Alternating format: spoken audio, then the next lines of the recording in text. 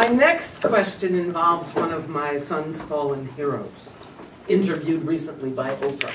That's Lance Armstrong.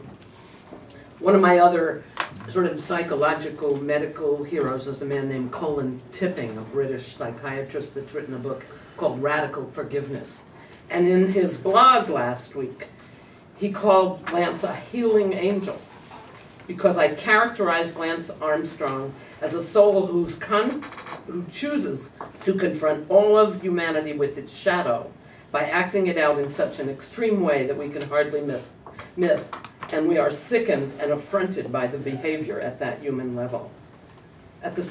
Armstrong had to become the sociopathic, narcissistic, lying SOB he was in order to get our attention.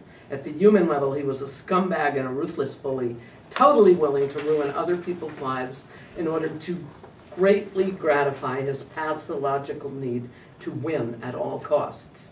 Now, Fred knows I'm going to call on him, but if you were interviewing Lance, just what is your reaction to that and to Lance Armstrong's fall from grace in general?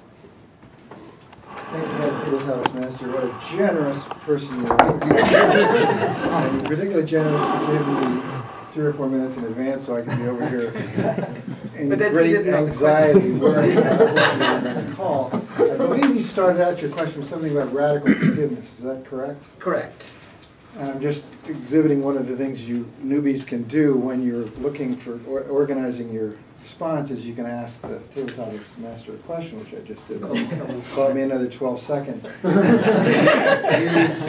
The response, I'd say, though, to the radical forgiveness is that there's a spiritual program that I'm fortunate enough to be part of in which we talk about forgiveness and how important that is for ourselves. It has nothing to do with the person who we think wronged us.